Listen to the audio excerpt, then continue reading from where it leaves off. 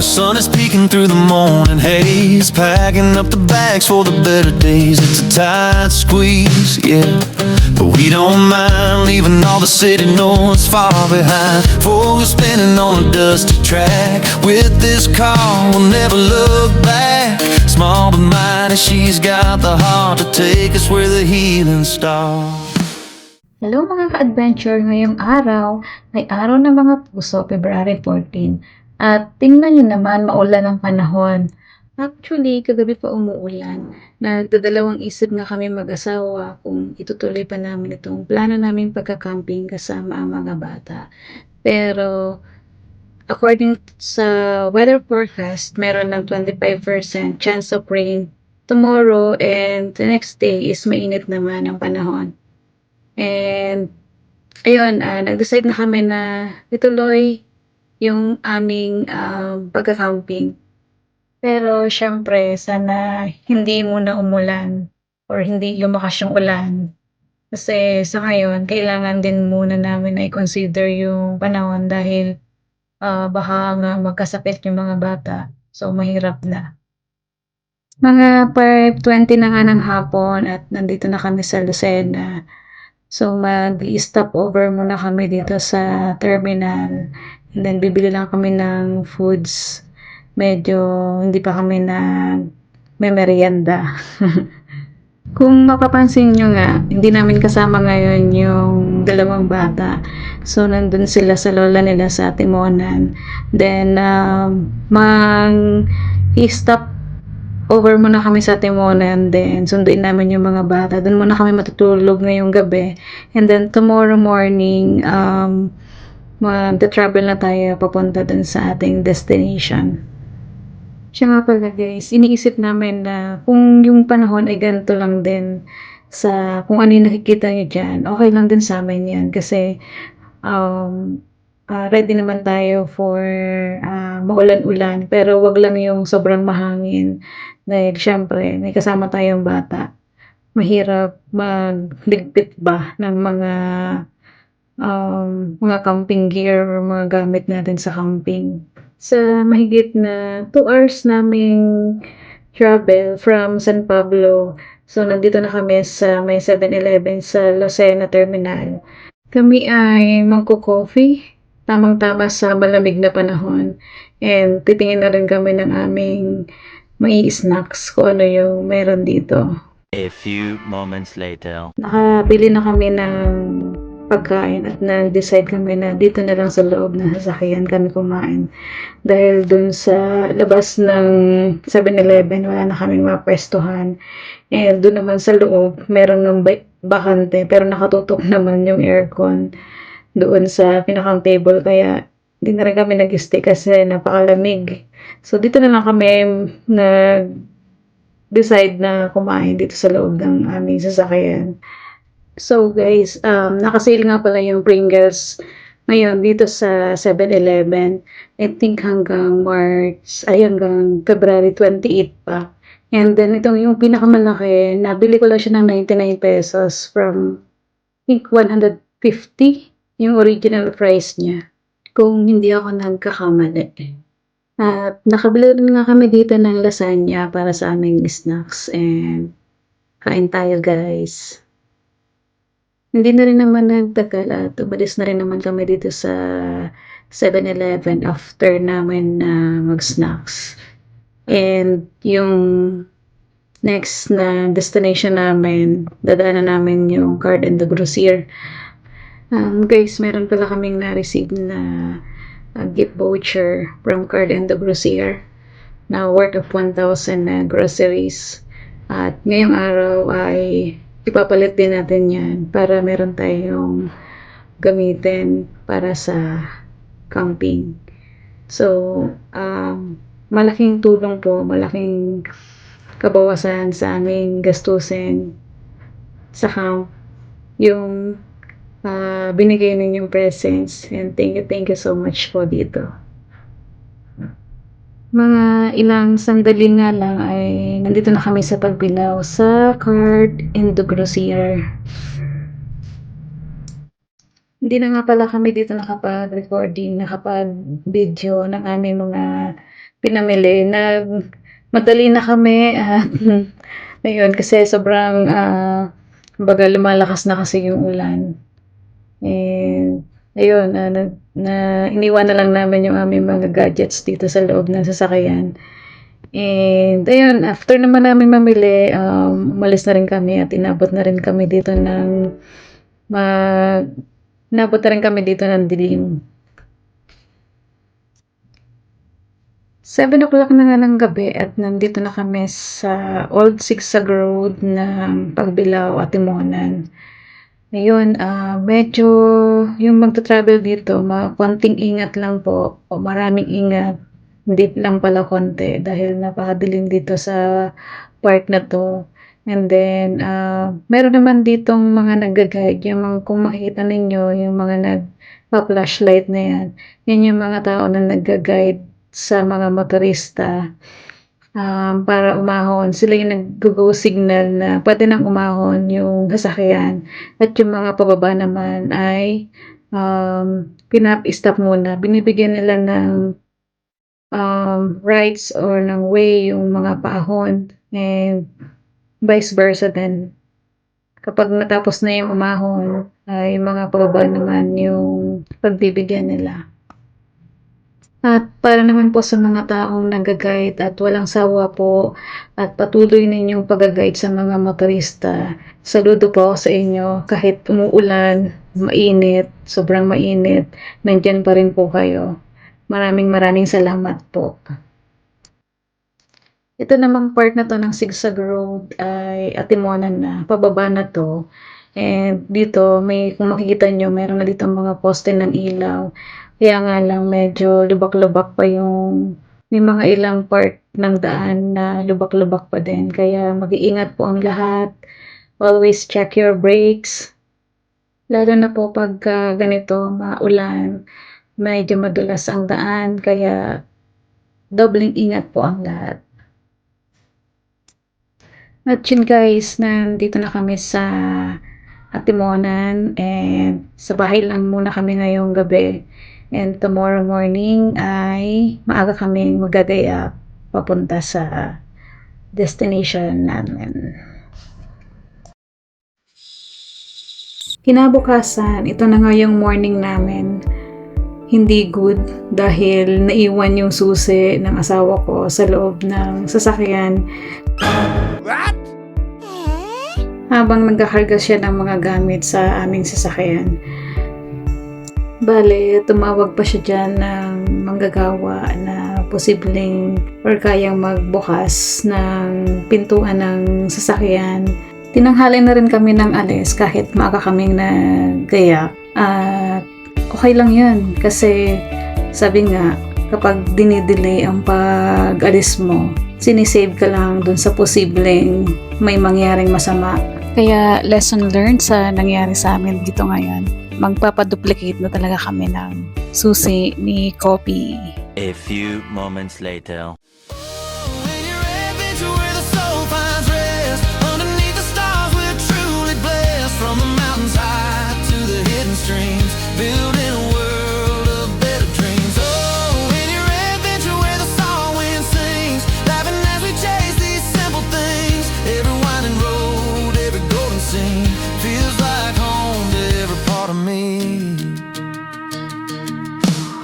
Cool breeze dancing through the window frame, snacks on the dashboard singing your name, flip-flops tapping to the radio sound. Every little moment we write it down.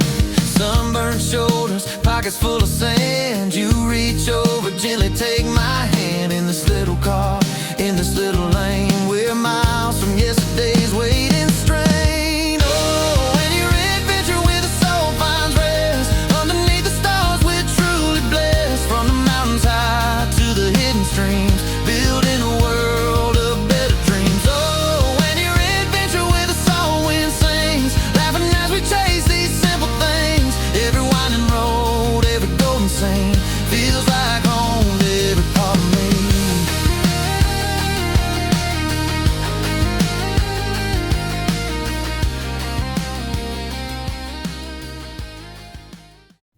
Sa mga oras na to ay nandito kami sa bayan ng Onisan, sa palengke. Titingin kami ng pwede naming maihaw at titingin kami ng bangus at iba pang mga sangkap tulad ng sibuyas, bawang at bibili na rin kami ng mga gulay na pwede naming ilawak sa mga sinabawan. At hindi naman kami nabigo at meron naman ditong available na bangus. After nga naming mamili ay hindi rin naman nagtagal, umalis na rin naman kami dito sa palengke at pupunta na tayo sa Onisan Sands. Ayun, mabuti na lang at hindi na iniip ang aming little pasahero. Ayan, dumaan nga muna kami dito sa Alphamart para bumili ng ice dahil yung fish natin, yung bangus natin ay lulutuin natin mamaya pang gabi. So, kinakailangan namin muna siya na ilagay sa cooler na may yellow. So, ayun, mabuti na lang nakaabot kami ng isang bag pa na ice dahil ubos na yung stocks ng ice dito sa Alphamart. Hindi ko na lang din nabidyohan dahil yung aming toddler na yan ay napakalikot. And finally, papunta na kami sa Onisan Sands. At yung panahon nakikisama, hindi sobrang mainit at hindi rin umuulan, makulimlim lang. So, tamang-tama lang yung timing namin at ito yung perfect weather para sa amin. Yung daan nga dito, okay naman. May ilan-ilan na sementado at meron ding ilan-ilan na lubak-lubak pa at rough road pa. And so far naman, kayang-kaya naman yan ni Kopi. Si Kopi nga pala, ito yung name ng aming Suzuki Espresso. At dahil sa kanya, nakakapag-adventure kami ng ganito. Kaya malaking blessings, malaking bagay na dumating siya sa amin. At ayun, dito nga mayroon kayong madadaanan dito na barangay hall.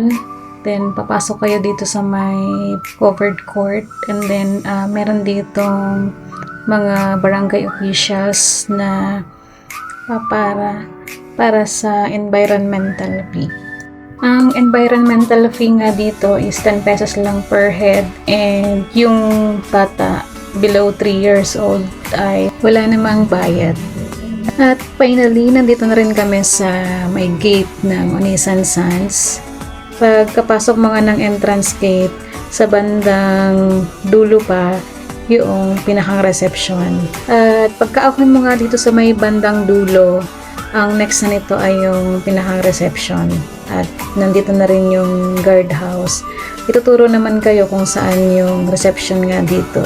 At ito na ngayon, papunta na kami doon sa reception para mag-register or mag-entrance fee o kung ano man yung babayaran natin doon. At sana nga totoo yung nabalitaan natin na meron ditong discount doon sa camping venue. So, let's see na lang doon sa loob. After nga namin mag-register ay lumabas na rin kagad kami. At ito nga pala yung office nila, yung reception nila. At yung binayaran nga natin ay discounted na based doon sa kanilang promo. So, yun nga, nag-start yung promo nila from January 15 to March 15. Ipa-flash ko na lang dito sa screen yung aming total na naging gastos and yung naging discount rate para just in case na gusto nyo rin pumunta dito, so meron kayong baseline. Pero time to time, pwede rin kasing mag-change yung pricing list nila. Kaya communicate na lang po kayo doon sa management po ng Onisan. At dito nga nakaabang na yung mag-guide sa amin papunta dun sa site. At according nga dun sa nag-guide ay dun nga sa bandang dulo yung site nung para dun sa car camping. At dito naman sa portion na to, nandito naman yung swimming pool. So, tara, let's get in! When your adventure where the soul finds rest, underneath the stars we're truly blessed. From the mountains high to the hidden streams, building a world of better dreams. Oh, when your adventure, stay a while with me. Windows down wide, running wild and free. Every winding road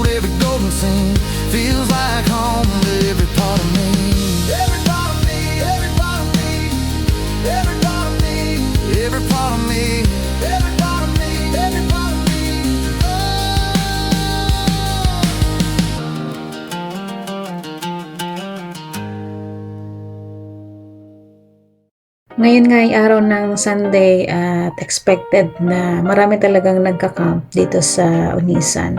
After na nga namin makahanap ng pwesto ay nag-set up na rin kami nitong awning at yung aming tent. Maikwento ko nga lang sa inyo mga ka-adventure. Meron kami ditong nakilalang kaibigan, yung kakaalis lamang na campers din. Nagustuhan nila yung setup namin dito sa aming maliit na sasakyan at nagkaroon lang kami ng konting kwentuhan at ayun, sana na-inspired namin kayo. Nice to meet you po.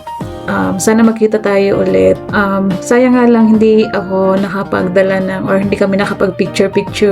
Wala kasi akong dalang gadgets that time dahil kasama ko yung aking baby. So yun, kung sino man po kayo, nice meeting you po. Yun, thank you po sa pag-appreciate po nitong aming maliit na sasakyan. Habang nagsiset up nga kami nitong aming awning ay bigla namang umulan. Kaya naman hinagilap ko nga kaagad itong aming toddler para dito na sumilong. Nilabas na nga lang muna namin yung aming mga camping chair para habang umuulan makapagpahinga muna kami. At dito nga, busy naman itong dalawa na maglaro ng buhangin habang nagpapatila kami ng ulan. Nung tumila naman yung ulan, nagbuo na rin kami ng aming tent. Yung dome tent, yung binubuo namin dito. Nakakatuwa nga itong aming toddler na si Loki. Kasing tulong din siya dito sa pagbubuo nitong aming tent. Mabilis na rin nga namin itong na-set up dahil tumulong na rin sa akin si Liam, yung aming panganay na anak. Binata na din. After nga naming ma-assemble ang aming tent ay nilipat na namin siya dito sa kabila kasi ididikit namin siya dito sa aming awning dito sa may bandang likod para yung pinakang harap namin ay yung seaside na. Matapos nga naming matanggal ng laman itong aming storage box. Ito at nagpalagay dito sa loob ng storage box itong aming baby Lucky. Yan. After nga niya magsawa sa storage box, dito naman siya pumunta sa aking ginagawa. Naglalatag nga ako dito ng para dito sa aming airbed. Yung brand nga pala nitong aming airbed ay Modofo. So, napakatibay nito. Matagal na namin tong airbed at ito yung ginagamit namin lagi sa aming camping.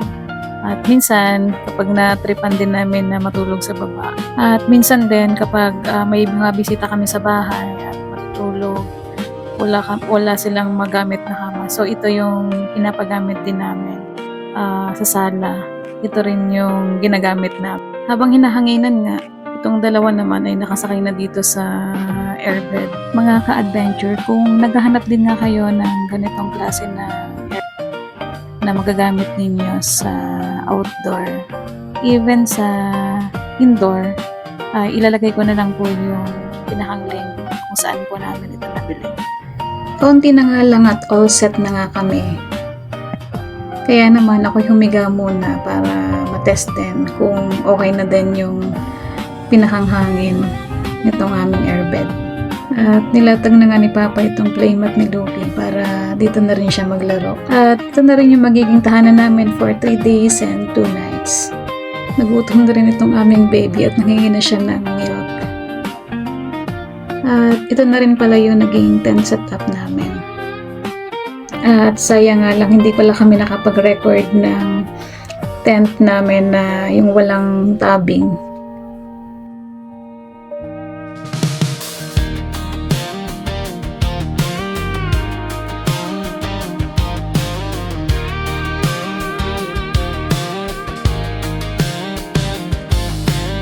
The sun is peeking through the morning haze, packing up the bags for the better days. It's a tight squeeze, yeah, but we don't mind leaving